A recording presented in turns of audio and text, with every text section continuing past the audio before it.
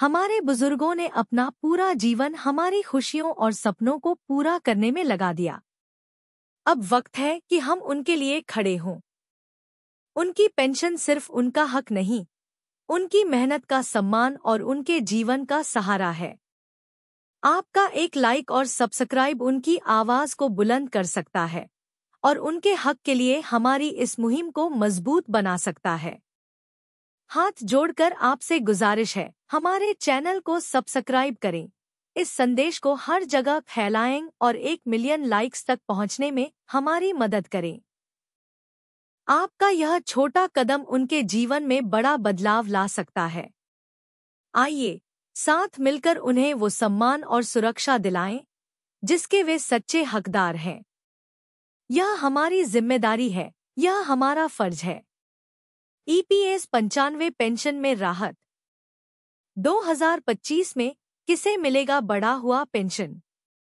भारत सरकार ने employees pension scheme EPS 95 के तहत न्यूनतम पेंशन राशि को बढ़ाने पर विचार करना शुरू कर दिया है। यह खबर लाखों पेंशन भोगियों के लिए बड़ी राहत की बात है, जो लंबे समय से पेंशन में वृद्धि की मांग कर रहे थे।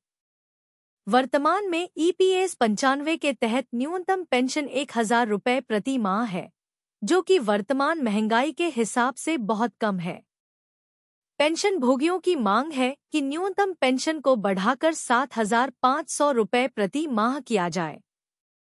इसके अलावा वे महंगाई भत्ता, डा और पेंशन भोगियों व उनके जीवन साथियों के लिए मुफ्त चिकित्सा सुविधा की भी मांग कर रहे हैं। हाल ही में EPS 95 नेशनल एजुटेशन कमेटी के प्रतिनिधिमंडल ने वित्त मंत्री निर्मला सीतारमण से मुलाकात की और अपनी मांगों को रखा। EPS 95 पेंशन योजना क्या है? एम्प्लॉयज पेंशन स्कीम 1995 EPS 95 एक सामाजिक सुरक्षा योजना है जो employees provident fund organisation EPFO द्वारा संचालित की जाती है। यह योजना निजी क्षेत्र के कर्मचारियों को सेवानिवृत्ति के बाद आर्थिक सुरक्षा प्रदान करने के लिए बनाई गई थी। EPS 95 पेंशन योजना की मुख्य विशेषताएं। विशेषता विवरण। लाभार्थी निजी क्षेत्र के कर्मचारी। वर्तमान न्यूनतम पेंशन 000 प्रति माह। प्रस्तावित न्यूनतम पेंशन 500 प्रति माह। योगदान कर्मचारी और नियोक्ता दोनों योगदान करते हैं। पात्रता 10 साल की सेवा और 58 वर्ष की आयु। अतिरिक्त लाभ शीघ्र पेंशन, विकलांगता पेंशन, पारिवारिक पेंशन। प्रबंधन द्वारा। पेंशन वृद्धि की मांग क्यों? वर्तमान में EPS 95 के तहत न्यूनतम पेंशन 1,000 रुपये प्रति माह है, जो कि 2014 में तय की गई थी। तब से लेकर अब तक महंगाई में काफी वृद्धि हो चुकी है, जिसके कारण यह राशि पेंशन भोगियों के लिए पर्याप्त नहीं रह गई है। कुछ प्रमुख कारण हैं। बढ़ती महंगाई, खाद्य पदार्थों, दवाइयों और अन्य जरूरी चीजों की कीमतों में लगातार वृद्धि हो रही है। चिकित्सा खर्च। बुजुर्गों को स्वास्थ्य समस्याओं का सामना करना पड़ता है, जिसमें काफी खर्च होता है। आर्थिक सुरक्षा। वर्तमान पेंशन राशि से पेंशन भोगियों को आर्थिक सुरक्षा नहीं मिल पा रही है।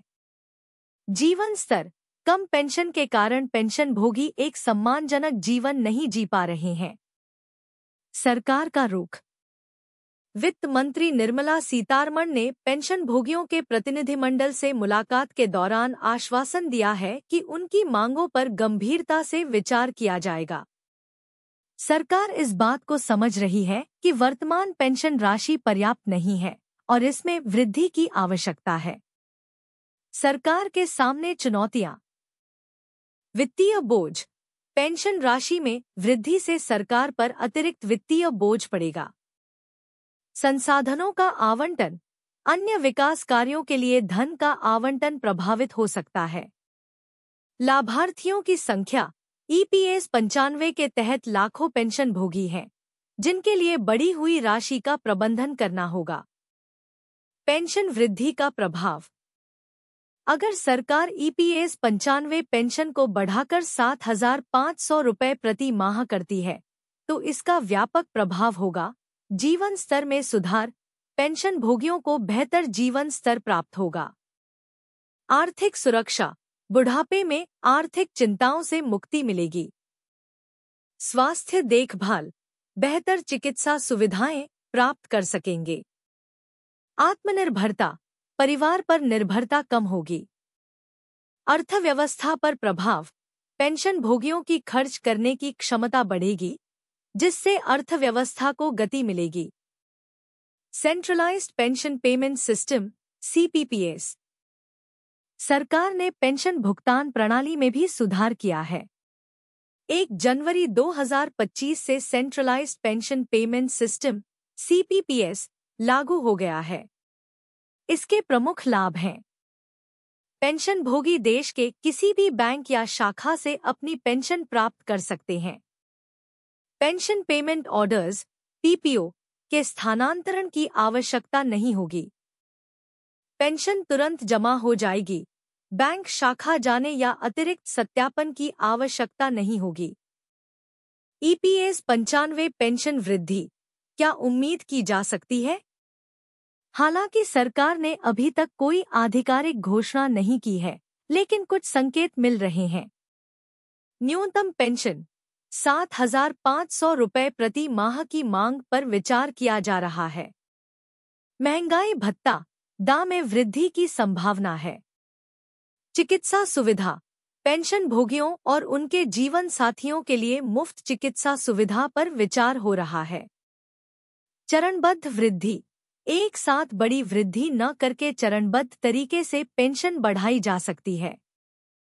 पेंशन भोगियों के लिए सुझाव, जब तक सरकार आधिकारिक घोषणा नहीं करती, तब तक पेंशन भोगियों को कुछ बातों का ध्यान रखना चाहिए। अपडेट रहें, सरकारी घोषणाओं और नीतिगत बदलावों पर नजर रखें। दस्तावेज तैयार रखें। सभी जरूरी दस्तावेज जैसे आधार कार्ड, बैंक विवरण आदि अपडेट रखें। सीपीपीएस का लाभ उठाएं। नई सेंट्रलाइज्ड पेंशन पेमेंट सिस्टम का लाभ उठाएं।